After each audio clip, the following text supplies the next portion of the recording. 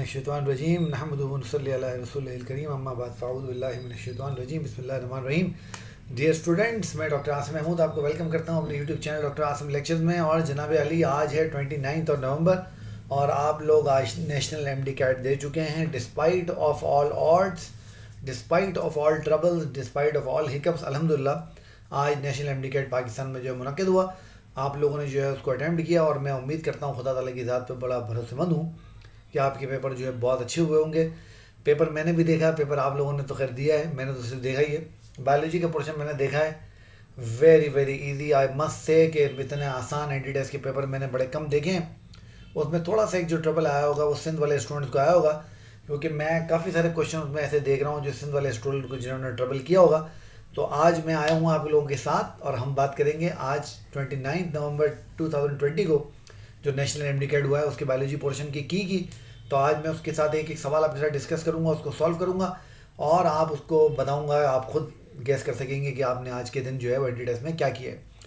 अच्छा, इससे पहले कि हम इस काम को शुरू करें, मैं जैसे कि हमेशा आपको कहता हूं कि अगर आपने अब तक मेरा चैनल सब्सक्राइब नहीं किया तो काइंडली मेरे चैनल को सब्सक्राइब कीजिए, बेल आइकन को ज़रूर जो है प्रेस कीजिए ताकि जो भी नई वीडियो मैं अपलोड करता हूँ उसका नोटिफिकेशन आप लोगों को मिले। साथ ही साथ अपने दोस्तों को इसके बारे में ज़रूर बताइए। एक और जो मैंने आपको खबर देनी है वो ये है कि चूँकि एक दफ़ा फिर पाकिस्तान में जो है वो लॉकडाउन के मामला जो है वो शुरू हो चुके हैं, इसलिए मैंने अपने चैनल के ऊपर 1 दिसंबर 2020 से इंशाल्लाह एक सेशन शुरू कर दिया है, सेशन शुरू करना है बल्कि, जिसमें मैं रोज़ाना एक क्लास जो है वो 5 डेज़ अ वीक बायोलॉजी की लिया करूँगा क्वारंटाइन सेशंस के नाम से। तो आपके छोटे बहन भाई, मैं उम्मीद करता हूँ कि आपको दोबारा इंशाल्लाह एंटी टेस्ट देने की ज़रूरत नहीं पड़ेगी, बट आपके छोटे बहन भाई जो स्टिल इस प्रोसेस में हैं और वो अभी भी वो पढ़ाई कर रहे होंगे, अगर वो उससे मुस्तफ़ीद होना चाहिए, आपके कोई दोस्त हों, कोई कज़न हो, कुछ भी हो, तो 1 दिसंबर से इंशाल्लाह ताला मैं क्वारंटाइन सेशन जो है वो बायोलॉजी के शुरू कर रहा हूँ, जिसमें आप घर बैठ के जो है मुझसे बायोलॉजी पढ़ेंगे और उसको एंजॉय करेंगे। ठीक है, तो आइए बस टाइम गुजाया करें, शुरू करते हैं हम अपना नम्स का आज का पेपर। बायोलॉजी पोर्शन में से सॉल्व करवाऊंगा आपको। अच्छा, मैं डिस्क्रिप्शन में एक लिंक डाल दूंगा, जिन लोगों को पूरा पेपर चाहिए हो वो उस लिंक से उस पेपर को डाउनलोड कर सकेंगे। ठीक है बेटा, आइए देख लेते हैं। तो जनाब अली, बिस्मिल्लाहिर्रहमानिर्रहीम हमने करना है और मैं ज़रा अपने आप को थोड़ा साइड में कर लूँ क्योंकि मज़ा नहीं आएगा। अच्छा, चूँकि टाइम थोड़ा कम था और पेपर मुझे जो पहला मिला मैंने उसके साथ बड़ी वर्किंग की और एक एक क्वेश्चन को मैंने अलग अलग किया, बट वो ब्लर था बहुत। बाद में मुझे बेहतर क्वालिटी का प्रिंट मिल गया, तो चूँकि टाइम काफ़ी लग गया था तो मैंने फिर उसको जो है वो 3 4 क्वेश्चन एक स्लाइड के अंदर जो है आप लोगों के साथ कर लिए, डिस्कस कर लेते हैं तो मसला हमारा इंशाल्लाह हल हो जाएगा। तो हम बात कर रहे हैं solution of nums biology paper 29 नवंबर 2020 की, और ये आज जो है वो कंडक्ट हुआ और नेशनल एमडी कैट है आप लोगों का। तो आइए बिस्मिल्लाह करते हैं। तो आपको पता है इसमें जो आपके क्वेश्चन शुरू हुए बायोलॉजी के, वो क्वेश्चन नंबर 21 से शुरू हुए, तो ये बायोलॉजी का पोर्शन शुरू हो रहा है। अब देखिए, इतने आसान ये क्वेश्चन हैं कि मैं हैरान रह गया पेपर देख के कि मैंने कहा यार ये हो क्या रहा है। चले तो देखें, क्वेश्चन नंबर 21 है, the end product of glycolysis in anaerobic respiration is. Anaerobic respiration जब होती है तो ग्लाइकोलाइसिस में जो ग्लाइकोलाइसिस होती है उसका एंड प्रोडक्ट क्या होता है? Ethanol and carbon dioxide, lactate, pyruvate या एसिटाइल कोएंजाइम ए। अब देखिए मेरी बात सुनिए, हमने यहाँ पर जो की है उसको मिस नहीं करना है। नाउ वो हमसे ग्लाइकोलाइसिस का एंड प्रोडक्ट पूछ रहा है। अब वो एरोबिक रेस्पिरेशन हो, एनाएरोबिक रेस्पिरेशन हो, उससे क्या फ़र्क पड़ता है? ग्लाइकोलाइसिस जब भी ख़त्म होती है इट एंड्स इनटू पायरुवेट। अच्छा, अब आपने अगर ये गड़बड़ यहाँ कर दी है या आपने इसको इथेनॉल और लैक्टिक एसिड कर लिया है, तो देखें अगर आप उसकी फर्मेंटेशन की बात करेंगे तो उसमें तो इथेनॉल भी बनता है और लैक्टिक एसिड भी बनता है। लैक्टिक एसिड को लैक्टेट भी कहते हैं, आपको मालूम है। इसलिए जिन लोगों ने पायरुवेट किया है उन्होंने सही किया है और जिन लोगों ने उसके अलावा कुछ किया है तो आई एम अफ्रेड कि उनका जो है क्वेश्चन जो है वो गलत हो जाएगा, क्योंकि ग्लाइकोलाइसिस का पूछा जा रहा है। काइंडली इस बात को समझिए। Okay, question number 22, which of the following is not related to enveloped viruses. अब एनवेलप्ड वायरसेस की बात हो रही है। They survive for a shorter time. जिन वायरसेस पर एनवेलप होती है ना, envelope is an additional coat, protective coat है, तो आई डोंट थिंक कि वो शॉर्ट टाइम के लिए जो है सर्वाइव करते होंगे। And their envelope is sensitive to sunlight, no idea, मैं इसमें बिल्कुल ब्लैंक हूँ। They are tolerant to antibodies, yes they are. Envelope is drive from host, yes it is. अब ये पूछ रहा है नॉट रिलेटेड, तो ये जो सी और डी हैं ये तो रिलेटेड हैं। अब दे survive for a short time, ये मुझे बहुत ज़्यादा डाउट में डाल रहा है। सनलाइट का आई हैव नो आइडिया, मैंने इसको इधर उधर से आप लोगों के लिए कुछ सर्च करने की भी कोशिश की, but I have no idea. तो आई विल गो विद ए, मुझे इसमें ए से ही लग रहा है, क्योंकि जिन वायरसेस के बाद एनवेलप होती है वो ज़्यादा टाइम के लिए, ज़्यादा देर के लिए सर्वाइव कर पाते हैं। Okay, question number 23, numerous opportunistic diseases might attack a person suffering from which of the following disease? Okay, immuno deficient जो लोग होते हैं उनको इस तरह की बीमारियां ज़्यादा अटैक करती हैं, आपको मालूम है। तो मीजल्स, इन्फ्लुएंजा, हेपेटाइटिस ए और एड्स। अब इन चार बीमारियों में आपको पता है जो हेपेटाइटिस ए है, जो इन्फ्लुएंजा है और वो जो मीजल्स हैं वो आपकी इम्यूनिटी पे कोई इतना इफेक्ट नहीं डालते। एड्स आपकी इम्यूनिटी को तबाह बर्बाद कर देता है। अल्लाह माफ़ करे, जिसको एड्स हो जाती है उसको प्रॉब्लम ये होती है कि उसका इम्यून सिस्टम जो है वो कॉम्प्रोमाइज़ हो रहा होता है। तो I will go with D AIDS. ठीक हो गया? ओके। उसके बाद question number 24 to question number 27, the complete mature and infectious virus particle is known as. अब देखें ये सिंध बोर्ड वालों के काम का सवाल नहीं है, क्योंकि द आंसर इज विरियॉन। इसका आंसर है जब वायरसेस फुली इन्फेक्टिव होते हैं, फुली मेच्योर होते हैं, तो दे आर कॉल्ड विरियॉन्स, वो विरियॉन्स कहलाते हैं। इसी तरीके से पिछले वाले उसमें जो आपने देखा, इसमें ये जो आपका एनवेलप्ड वायरस वाला ये सवाल है, ये भी जो है आपकी सिंध बोर्ड वालों से रिलेटेड नहीं है। तो विरियॉन, इट्स नॉट वायरॉन, इट्स विरियॉन। आप पता है वायरॉन कुछ और चीज़ होती है। Okay, which of the following not true about human immunodeficiency virus, HIV, यानी वो जो एड्स वाला वायरस है उसकी बात हो रही है। A, it is a retrovirus. Yes, HIV is a retrovirus. B, it is surrounded by an envelope. Yes, it is surrounded by an envelope.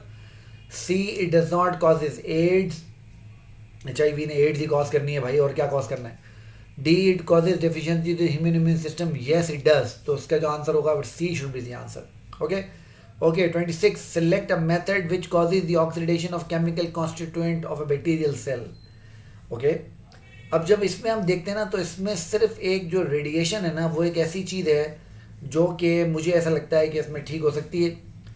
बाकी स्टीम, ड्राई हीट और फिल्ट्रेशन किलिंग के लिए तो इस्तेमाल होते हैं, but chemical constitute of bacterial cell, chemical constitute, I think ये मेरे ख्याल है जेनेटिक मटेरियल की उसकी बात कर रहा है, और रेडिएशन ही जेनेटिक मटेरियल को डिस्ट्रॉय करती है। तो I will go with D, मैं इसमें डी के साथ जाऊँगा। Okay, which of the following is true about the structure of a typical bacterium. Okay, typical bacteria की बात हो रही है। A, it has a cell wall. Yes, it does. It has a cytoplasm, बिल्कुल उसकी बात होता है। It has a genetic material, वो भी उसकी बात होता है। ऑल ऑफ द अबव तो ऑल ऑफ द अबव इसका आंसर होगा। आपको पता है एक अच्छी MCQ की क्वालिटी क्या होती है? उसमें none of the, all of the above, इस तरह के क्वेश्चन नहीं होने चाहिए। एक अच्छे MCQ की ये क्वालिटी होती है। खैर, okay, question number 28, red algae do not contribute towards. Red LG आपका अच्छा, अब ये देखें कि फिर सिंध बोर्ड वालों के मतलब का सवाल नहीं है, क्योंकि सिंध बोर्ड की बुक में ये सवाल है ही नहीं, क्योंकि एलजी की इस तरह से क्लासिफिकेशन सिंध बोर्ड की जो बुक है बायोलॉजी की उसमें नहीं लिखी हुई है। तो red algae do not contribute towards making the coral reefs. Coral reefs आपको पता है कौन बनाते हैं? कॉरल रीव्स जो है वो डिफरेंट एनिमल्स हैं वो बनाते हैं। Forming limestone deposits. Okay, making fertilisers, forming chalk deposits. अच्छा, मुझे जो इसमें लग रहा है do not contribute towards coral reefs की, मुझे इसमें सही लग रहा है। उसकी वजह ये है कि जो कॉरल रीव्स होती है ना, coral reefs they are found by protozoa. वो प्रोटोजोआ होते हैं, वो कॉरल रीव्स बनाते हैं। कॉरल रीव के वो क्या, प्रोटोजोआ क्या मतलब स्पॉन्जीज होते हैं जो कॉरल रीव्स बनाते हैं। तो आई विल गो विद ए, मैं इसमें ए के साथ जाऊँगा। ओके ओके, ठीक है। Which of the following is true about amoeba. Okay, amoeba की बात हो रही है। They have flagella, no they don't. They are multicellular, no they are unicellular. They do not cause any disease in human, yes they do. Human dysentery की बात हो रही है। तो they move by forming specialized cytoplasmic projections called pseudopodia, सही है। तो अब देखिए इसमें तीन जो ऑप्शन है A, B और C गलत हैं, और D जो आंसर है pseudopodia वाला वो सही आंसर है, तो D इसका आंसर होगा। Okay, 30, the directional movement towards और away from the stimulus is called tropism. तो ए इसका आंसर होगा। आगे तो क्लासिक डेफिनेशन लिख दी है उन्होंने ट्रॉपिज्म की, तो बाकी तो इवन पढ़ने की जरूरत ही नहीं है। Okay, photophosphorylation takes place in the dash of the chloroplast. Okay, photophosphorylation की बात हो रही है। Now we are talking about light reaction of photosynthesis, है ना। Okay, A stroma, B granum, C inner membrane, D outer membrane. Now grana is a collection of thylakoid, और thylakoid membrane के अंदर ही जो है वो लाइट रिएक्शन होता है। तो I will go with B grana, तो मैं ग्रेनम के साथ जाऊँगा, तो मुझे इसमें बी सही लग रहा है। ठीक है। Okay, question number 32, select an amniote from the following. यानी एक ऐसा एनिमल चूज करें जिसके पास एमनियॉन नहीं होती है। Alright, snake is a reptile, reptile के पास एमनियॉन होती है। Parrot is a bird, bird के पास जो है वो एमनियॉन होती है। फिशिज और एम्फीबियन दो ग्रुप है कॉर्डेट्स के, टेट्रापोड के, जिनके पास एमनियॉन नहीं होता। तो frog is an amphibian, frog इसका आंसर होना चाहिए। डी क्रोकोडाइल रेप्टाइल है, रेप्टाइल के पास जो है एमनियन होती है, तो सी फ्रॉग इसका आंसर होगा। In roots the apoplast pathway 33 की बात कर रहे हैं। In roots the apoplast pathway of water is disturbed when water reaches, जो पानी कहाँ पहुँचता है, प्लाज्मोडेर्मेटा नहीं, इससे पाथवे सिंप्लास्ट है पाथवे इसका, endodermis cortex pith, endodermis is the correct answer. तो इसका जो करेक्ट आंसर होगा वो एंडोडर्मिस होगा, क्योंकि आप पता है एंडोडर्मिस में there is a Casparian belt, और वो कैस्पेरियन बेल्ट जो है सिर्फ सिंप्लास्ट के जरिए क्रॉस की जा सकती है। Okay 34 regarding structure of human heart, okay chordae tendineae are present in, chordae tendineae याद कर लीजिए वेंट्रिकल में होते हैं, एट्रिया में नहीं होते, पल्मोनरी वेल्व नहीं होते, ventricle yes, aortic valve no. तो वेंट्रिकल्स का आंसर है राइट और लेफ्ट वेंट्रिकल में जो एट्रियो वेंट्रिकुलर वेल्व होते हैं उनके साथ जो है हमारे कॉर्डा टेंडनी जो है वो अटैच होते हैं, प्रेजेंट होते हैं, मौजूद होते हैं। ठीक हो गया, तो आगे चलते हैं। जल्दी से वीडियो लाइक करो, तुम बड़े कंजूस हो, तुम वीडियो लाइक नहीं करते हो बिल्कुल भी, बार बार तुम्हें कहना पड़ता है। चलो जल्दी से वीडियो लाइक कर दो, इतनी देख ली तो लाइक तो कर दो यार, और साथ में अगर सब्सक्राइब नहीं किया तो सब्सक्राइब करो जल्दी से, ठीक है। Okay okay question number 35 the only when in the human body carrying oxygen blood, क्या देखें ना, क्या ये नेशनल एमडीकैड हुआ है हमारा। और सवाल देख लीजिए आप, आपको पता है, ये तो बच्चों को पता है, ये तो 5वीं क्लास के बच्चों को ही मालूम होता है आजकल तो, कि pulmonary vein is the only when जिसके पास जो है वो ऑक्सीजनेटेड ब्लड होता है। कमाल है भाई। Okay the cells which play very important role in developing immunity are, अब देखो मेरी बात सुनो, क्वेश्चन पे गौर करो, सारे WBC इम्यूनिटी के लिए इंपॉर्टेंट है, बट जब हम डेवलपिंग इम्यूनिटी की बात कर रहे हैं, जो इम्यूनिटी को डेवलप करवाते हैं, यानी we are talking about acquired immunity जो बाद में डेवलप होगी, तो we are talking about lymphocytes, तो इसमें लिम्फोसाइट इसका आंसर होगा। Okay which of the following blood vessels have the highest pressure of blood, aorta obviously, क्योंकि हार्ट जो है वो डायरेक्ट ब्लड जो है वो एओर्टा के अंदर फेंकता है, इसलिए बाकी पल्मोनरी आर्टरीज में नहीं होता, वेन्स में तो खैर होता ही नहीं, वो आर्टरी का पूछ रहा है, ठीक है। Question number 38 auto immune disease act at the principle of, auto immune disease किस प्रिंसिपल पे काम करती हैं, ए self antigen, self against antigen, okay antigen against self, okay self against self, antigen self destroyed. अब मैं इसमें ना जो ए और बी है ना मैं थोड़ा डाउटफुल हूँ, सेल्फ अगेंस्ट एंटीजन यानी बॉडी एंटीजन के खिलाफ काम करें, no now antigen against self, A और बी थोड़ा सा मुझे कंफ्यूज कर रहा है, क्योंकि इसमें हमारी ही एंटीबॉडी हमारी ही बॉडी को मारना शुरू कर देते हैं। ठीक हो गया, तो सेल्फ अगेंस्ट एंटीजन यानी हमारी बॉडी में ऐसी एंटीबॉडी बन जाती हैं जो हमारी ही बॉडी की एंटीजन को मारना शुरू कर देती हैं। तो आई गो विद ए, मैं इसमें ए के साथ जाऊंगा, क्योंकि बॉडी जो है, बॉडी की जो एंटीबॉडीज हैं वो बॉडी की एंटीजन के खिलाफ हो गई हैं। एंटीजन अगेंस्ट सेल्फ नहीं, एंटीजन नहीं तो एंटीबॉडी खिलाफ होंगी ना, आई गो विद ए, मैं ए के साथ जाऊंगा। In human heart the left atrium receive, okay left atrium की बात हो रही है, ऑक्सीजनेटेड ब्लड रिसीव कर रहे होंगे, तो पल्मोनरी वेन यहाँ रिसीव होनी चाहिए। पल्मोनरी वेन का ऑप्शन नजर आ रहा है, ये डी ऑप्शन है, द 4 पल्मोनरी वेन, तो डी इसका आंसर होगा। ठीक हो गया, okay. Antibodies are manufactured in, antibodies कहाँ बनती हैं, टी लिम्फोसाइट, बी लिम्फोसाइट और रेड ब्लड सेल्स, प्लेटलेट या बी लिम्फोसाइट, तो बी लिम्फोसाइट का आंसर है, एंटीबॉडीज वही बनाते हैं। अब देखो ना ये क्वेश्चन कितना ख़राब क्वेश्चन है, ये होना चाहिए था एंटीबॉडीज आर मैन्युफैक्चर्ड बाय, तो ये सवाल हो जाए, सही हो जाता। तो ये सवाल देखना पड़ेगा, गलत सवाल लग रहा है मुझे, बल बी लिम्फोसाइट इसका आंसर होगा।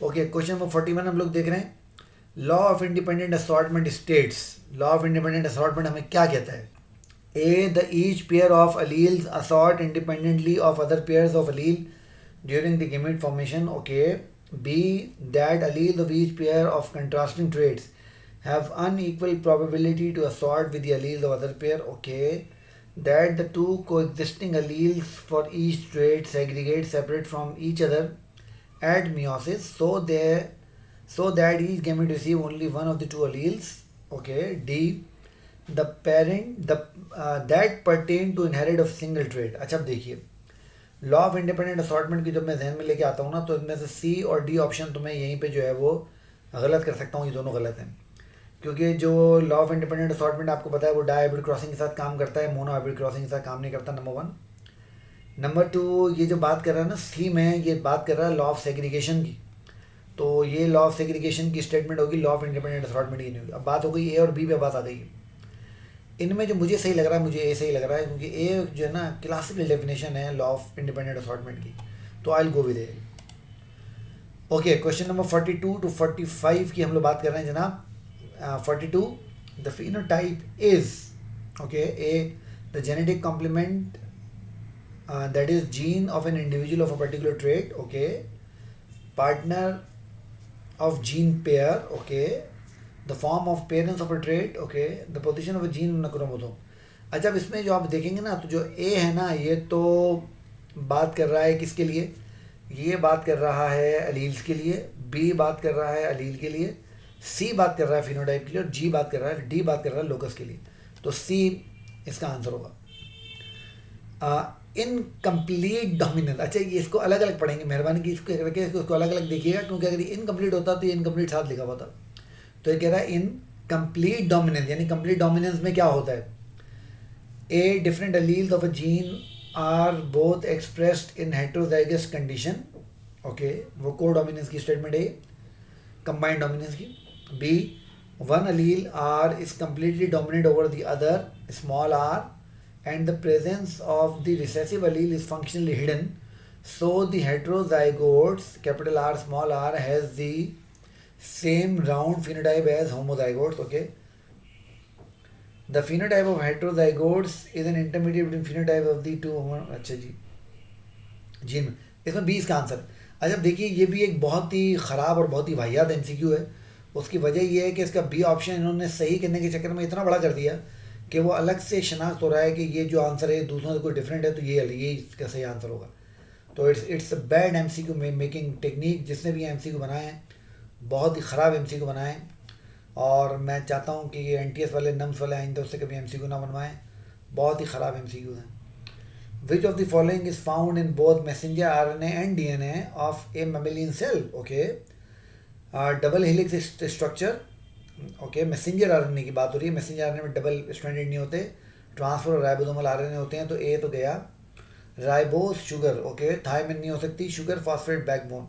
डी इसका आंसर होगा, क्योंकि राइबोस शुगर आपको पता है डीएनए में तो नहीं होती ना, डीएनए में डीऑक्सीराइबोस शुगर होती है. तो डी इसका आंसर होगा. शुगर फॉस्फेट बैकबोन सही है. 45, the cells in our body are genetically identical apart from the gametes. Reproductive cells, आपको पता है रिप्रोडक्टिव सेल जो होते हैं वो मियोसिस से बने होते हैं. मियोसिस क्रॉसिंग ओवर के प्रोसेस को इन्वॉल्व करती है, इसलिए जो है ये डिफरेंट होगा. तो B reproductive cells. Okay, question 46 to 50 देख लेते हैं क्या कह रहे हैं. मैं ज़रा छुपा लूँ अपने आपको. Transcription is a process in which N RNA copy of DNA sequence and coding the gene. क्या क्या मैं कुछ मिस कर गया हूँ क्या, कुछ नहीं. Transcription is the process in which an RNA copy of the DNA sequence and coding the gene is produced with the help of an enzyme called.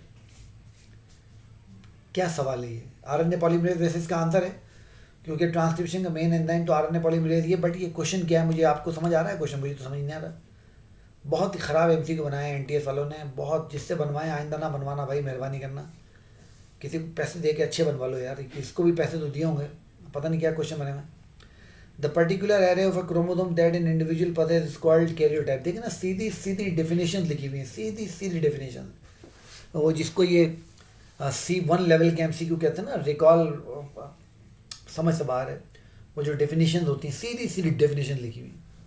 National MD CAD यार, कोई स्टैंडर्ड तो maintain करें आप लोग, क्या हो गया. During meiosis, the homologous chromosome come together and form pairs. This process is called synapsis. बस synapsis भी लिख देते आगे ताकि जान ही छूटती.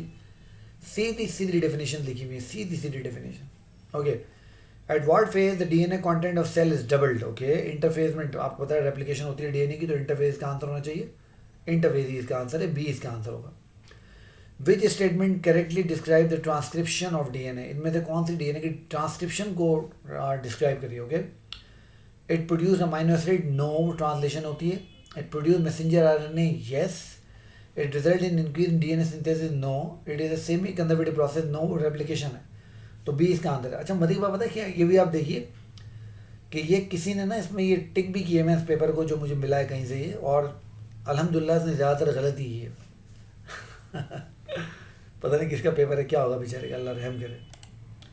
ओके, क्वेश्चन 51 टू 54 क्या कहते हैं जनाब अली. ये कहते हैं आपको विच थ्योरी, 51 की बात हो रही है. Which theory says that the mitochondria and chloroplast are in fact ancient bacteria which now live inside the large cell. Endosymbiotic theory है डी इसका आंसर है। सिंध बोर्ड वालों ने नहीं पढ़ी है, मैं पढ़ाता हूँ बच्चों को जब माइटोकॉन्ड्रिया और क्लोरोप्लास्ट करवाता हूँ तो मैं तो पढ़ाता हूँ उनको, बट ये चूंकि ज़्यादा सिंध बोर्ड की किताब में लिखा हुआ नहीं है इसलिए उनको ट्रबल हुई होगी। एंडोसिम्बायोटिक थ्योरी इसका आंसर है, डी इसका आंसर होगा। इसलिए कह रहा हूँ मैं क्वारंटाइन सेशन शुरू कर रहा हूँ अपने चैनल पे, आ जाएँ 1 दिसंबर से, मिल के बायोलॉजी करते हैं और मिल के जो है अगले साल वाला जो NTS का पेपर होगा उसको क्रैक करेंगे और MD कैट के एडमिशन को क्रैक करेंगे इंशाल्लाह। ठीक हो गया, मिल के करेंगे अल्लाह ने चाहा तो। Okay, the organs which are similar in function but differ in structure are called. Okay, देखो फंक्शन सेम है, स्ट्रक्चर डिफरेंट है। ये मैंने आपसे बात भी की थी जब मैंने न्यू डार्विनिज्म की अपनी वीडियो अपलोड की थी। इसको हम क्या होमोलोगस ऑर्गन्स कहते हैं, जो कि इंटरनली सेम हो बट उनकी जो फंक्शन हो डिफरेंट हो, ऑर्गेनाइजेशन सेम हो, फंक्शन डिफरेंट हो। Okay, 53 dash occurs because natural selection gives some alleles a better chance of survival than the others. Okay, fitness, evolution, crossing over या artificial selection. Dash occurs because evolution की बात हो रही है, natural selection की बात हो रही है। डार्विन की थ्योरी पूरी इसी पे बेस करती है ना कि कुछ इंडिविजुअल ऐसे होते हैं, उनके पास कुछ ऐसे कैरेक्टर्स होते हैं जो बाकी लोगों के पास नहीं होते, तो वो अच्छे सर्वाइव कर सकते हैं, और बाकी लोग जो अच्छे सर्वाइव नहीं कर सकते वो वाइप आउट हो जाते हैं, वैनिश हो जाते हैं। तो एवोल्यूशन बी इसका आंसर होगा। Okay, the DNA that has been altered and which now contains length of nucleotides from 2 different organisms is called recombinant DNA.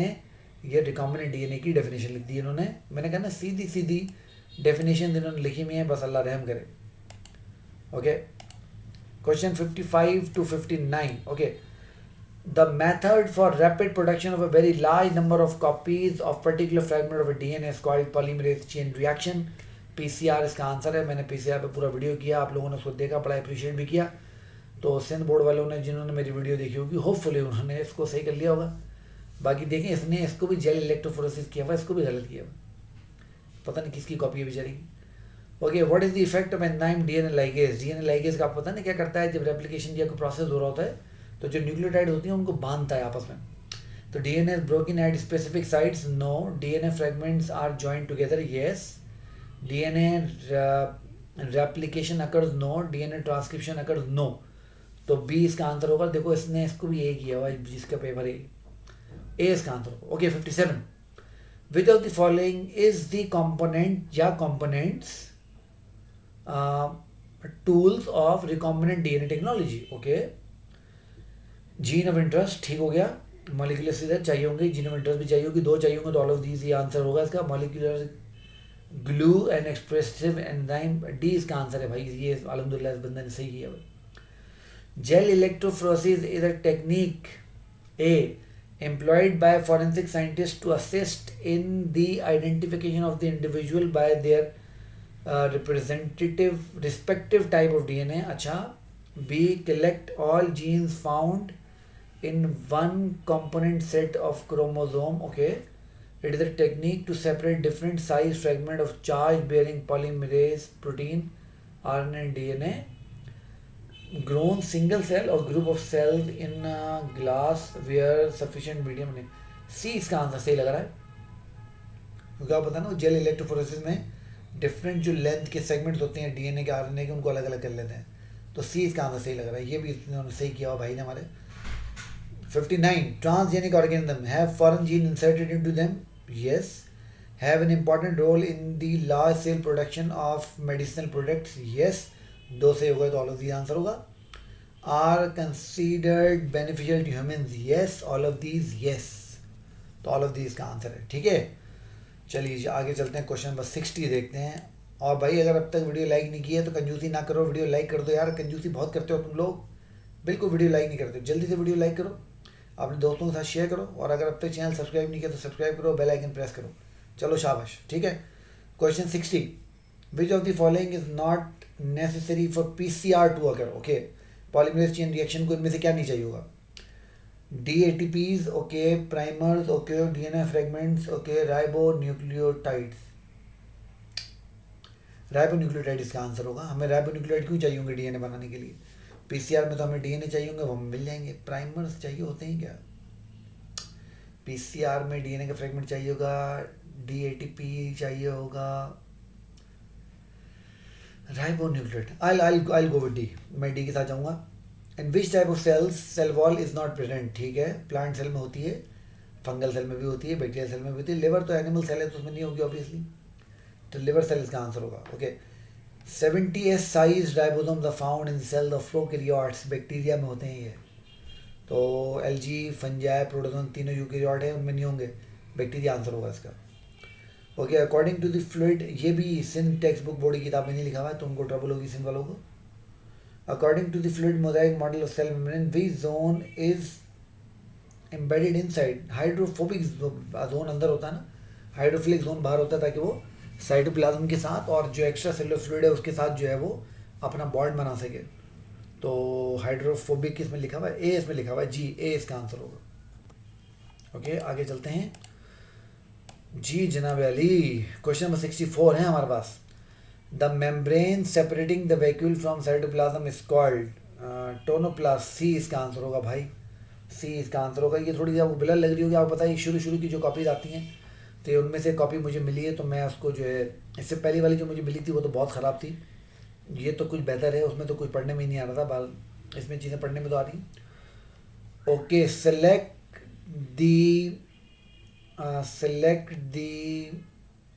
select the one which is not a function of smooth endoplasmic reticulum, SER। Metabolism of lipid ये करवाती है transmission of impulses, smooth endoplasmic reticulum, एक minute रुक जाइए, transport of materials ये तो करवाएगी है, प्रोसेसिंग ऑफ ग्लाइकोप्रोटीन्स, यार देखो मेटाबॉलिज्म ऑफ लिपिड ये करवाती है, ट्रांसपोर्ट ऑफ मटेरियल्स ये करवाती है। अच्छा, अब इम्पल्स ट्रांसमिशन जो होती है ना टी ट्यूब्यूल्स के जरिए होती तो है, मुझे टी ट्यूब्यूल्स जो होती हैं वो साइटोप्लाज्मिक, हाँ सही, बी इसका आंसर होगा, क्योंकि टी ट्यूब्यूल्स तो मेम्ब्रेन की इन्वेजिनेशन होती हैं, they are not smooth endoplasmic reticulum, वो फिर स्टिमुलेट करती हैं एंडोप्लाज्मिक रेटिकुलम को कि कैल्शियम रिलीज करें, तो ठीक है, बी आंसर होगा इसका। Which of the following organelle are involve in the synthesis of plant cell wall, Golgi bodies, Golgi complex, B answer है इसका। ये भाई ने हमारा लाइजोम कर दिया और उनको पता ही नहीं था कि लाइजोम प्लांट सेल में होते ही नहीं है, खैर कोई बात नहीं।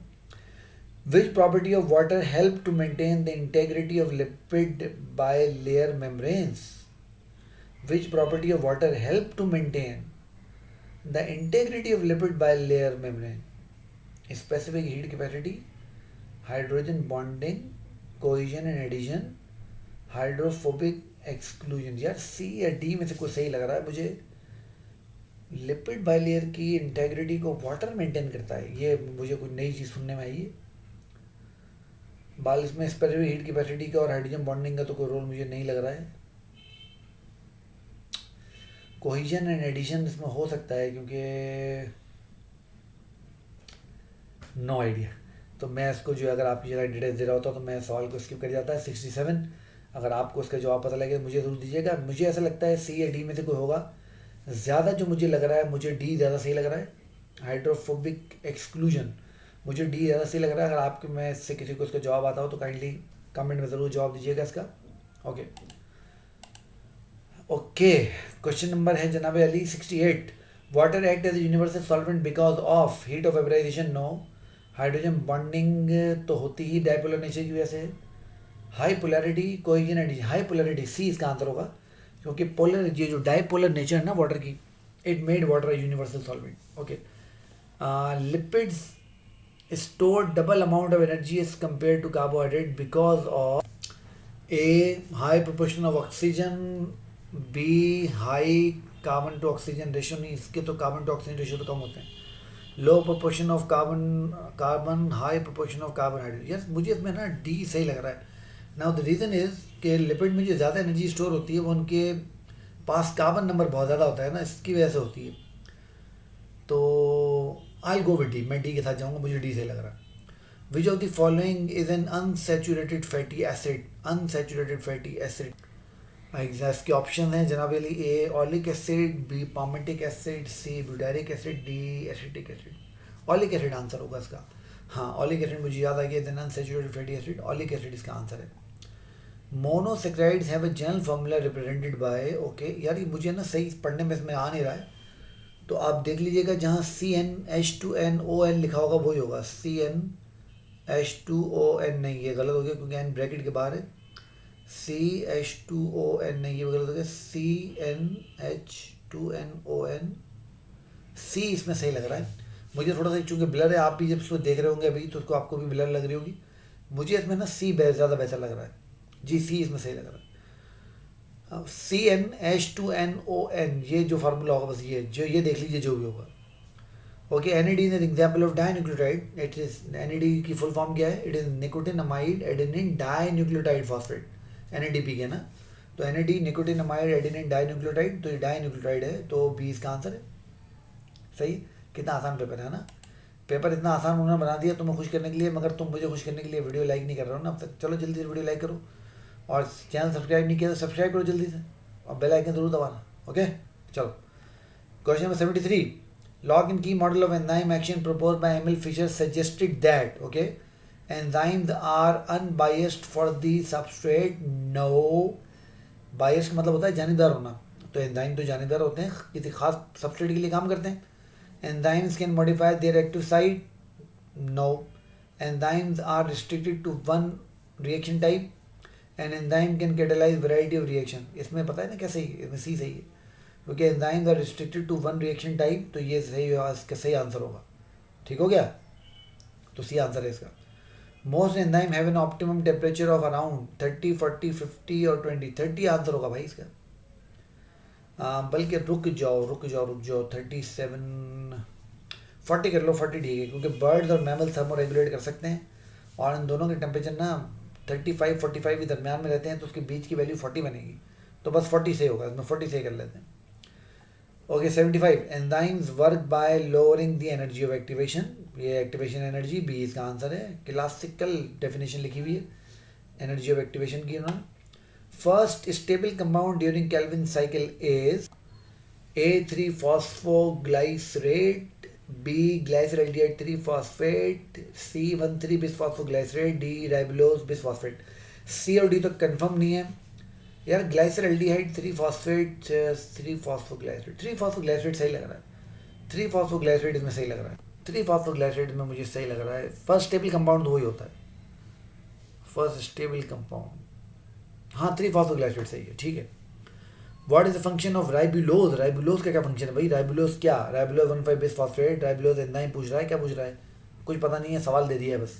What is the function of ribulose? Okay, intermediate in photosynthesis, photosynthesis okay.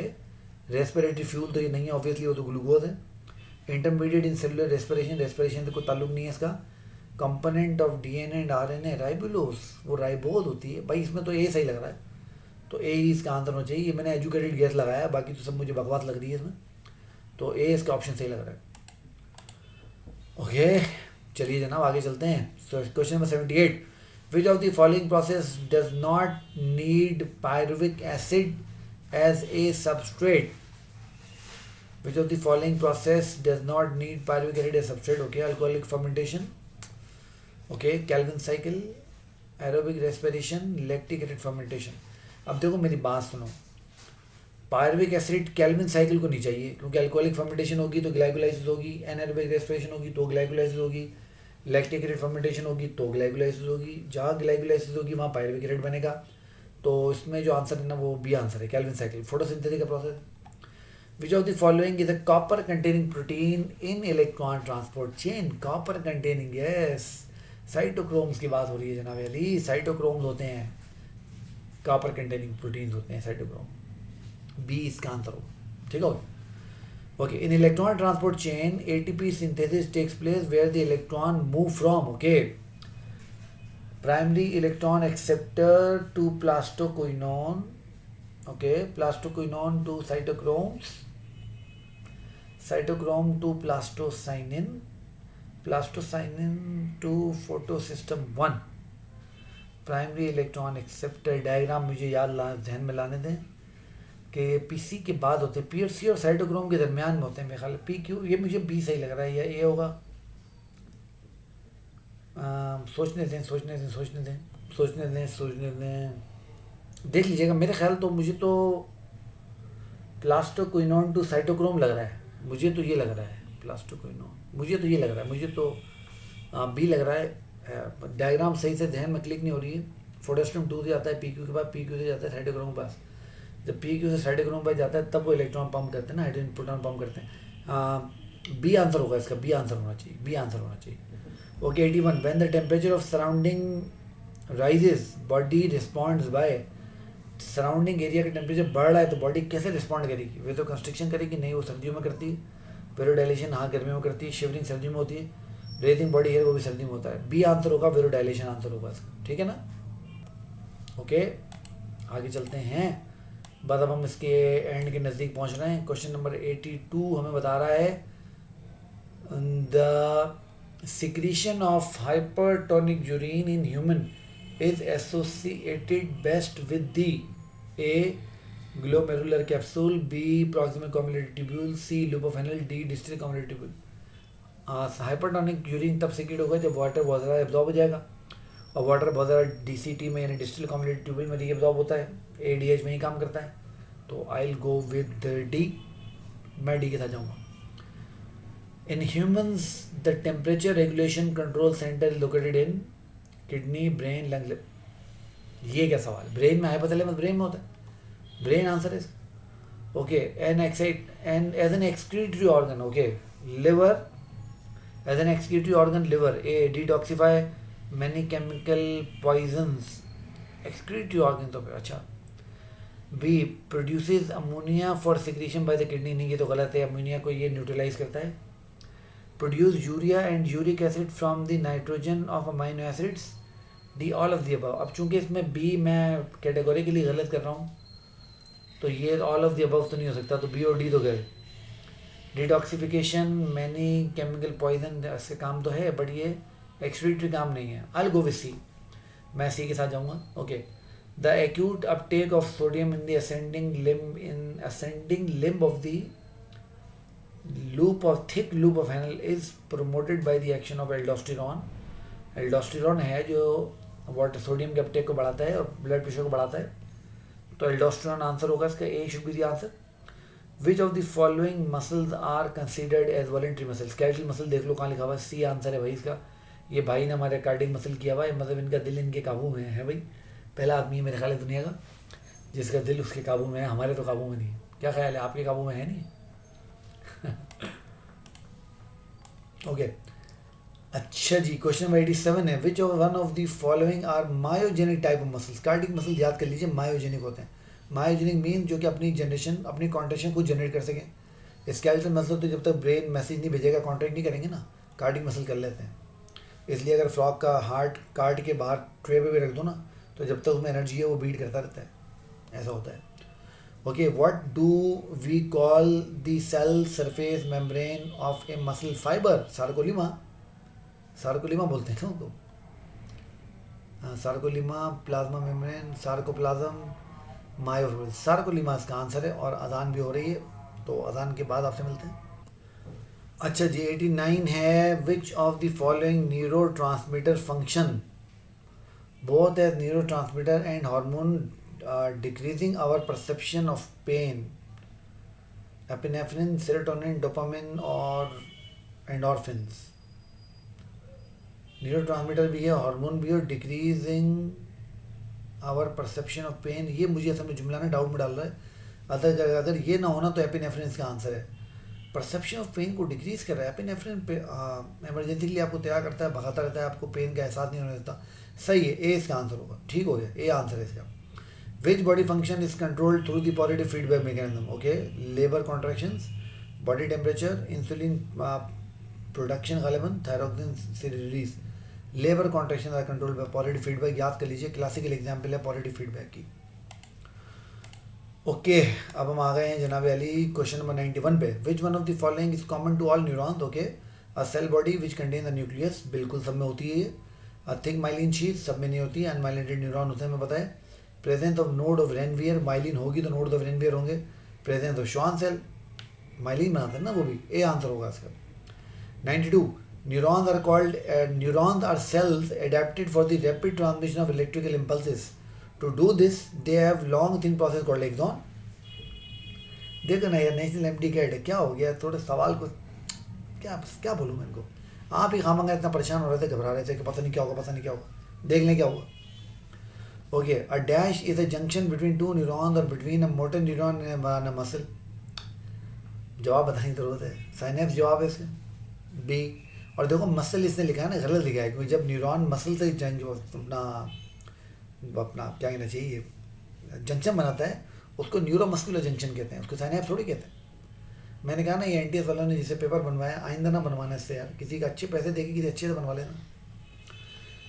Which one of the following represents the changes that occur in the ovary and the uterus approximately every 28 days?